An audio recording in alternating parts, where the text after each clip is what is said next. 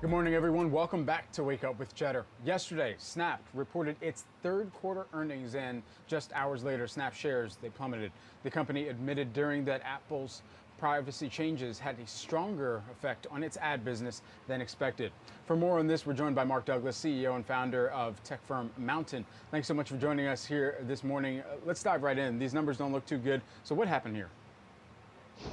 Well, I think the explanation I gave related to Apple is obviously a real issue, but I also think it's something that's more internal. There are ways to adapt to Apple's changes, so I think it's an indication that Snap is behind on that adaptation. So I don't expect that to be a long-term problem.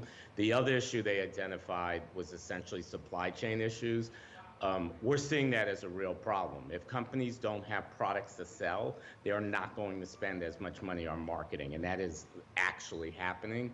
And so that could be a problem that continues really for all marketing service companies, all advertising for at least a few more quarters, if not over a year. Snap has said that they remain very focused on driving ROI for their advertising partners. Of course, they want to see, of course, going into the holiday season, even more campaigns run by retailers, by marketers. And so at the end of the day, what do they need to do to retain, not just in the near term, but over the extended and long term, despite these disruptions and challenges that they have cited because of some of the operating system changes?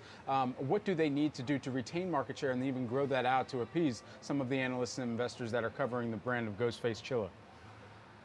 Yeah, so the way to think about direct response advertising, we're talking Google, Facebook, Snap, is even Amazon's advertising business, although I think it's less affected, is you don't really go to Google AdWords to buy ads. You go to buy traffic. You go to buy consumers that are going to visit your brand and then hopefully convert. And so if there's any decrease in how many consumers you're driving to that brand, you're going to get an associated decrease in the advertising budgets for your customers. And that's but the other thing that can affect it, if you have any decrease in your ability to measure it. And so the changes from Apple are having an effect on Snap's ability to measure the effectiveness of their ad campaigns. I think that's something that they can correct. They just didn't correct it in time to meet this season's earnings.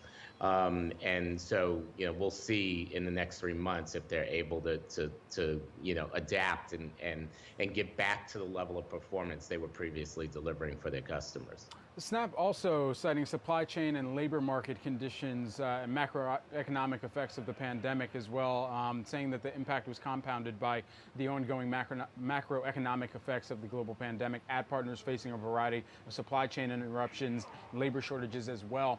So it's not just Snap, but it's also the health of the companies that they work with being able to run some of these vast campaigns. How much do you believe that could be a weight on the revenue that Snapchat would expect in this environment on a continued basis until some of these issues are resolved?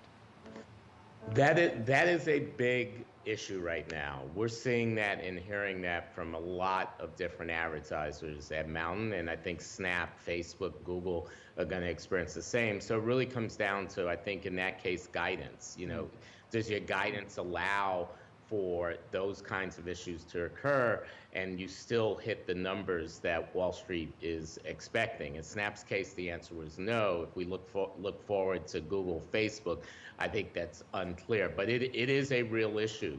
You cannot market products you're not getting, to put on your shelves or to ship from your warehouses. So it's a real problem, and it's an ongoing problem. Okay, I want to hit on two more topics before we have to let you go. First and foremost, I got to get your reaction to the updates that we saw on the active user base as well. Hit expectations, miss expectations, and where do you need to see consistent growth from there? Well, I think that's been the big issue with Snap. They've been able to grow their revenue at a faster rate than they've been able to grow their number of consumers using Snapchat. But those numbers I think generally look good. Everyone liked them, and so we have to see if they continue. They definitely, with all the competition from TikTok and other social media sources, it's hard to predict the future here. But so far so good. And then just lastly here, I want to end on a fun one, and of course, there's been a heavy debate about whether or not Snap actually needs to be in hardware. We know them for the spectacles that they launched years ago, and then the second iteration. Facebook partnering with Ray-Ban. We haven't gotten a chance to talk about this, Mark, so naturally I have to know, is this something that Snap needs to invest further in, given the competition from Facebook, or is this something that you say, you know what, maybe hardware is just not where we continue to invest into as of this point in time? I think given the results of this quarter, people want to see them invest the tech resources in making sure their ad business is on track. And what they do in terms of spectacles and whether that becomes something that anyone on the planet actually wants to wear is entirely speculative right now. All right, Mark Douglas, CEO and founder of MNTN, joining us today. Good to see you, Mark, and thanks for joining us this morning. Guys, coming up, we'll get you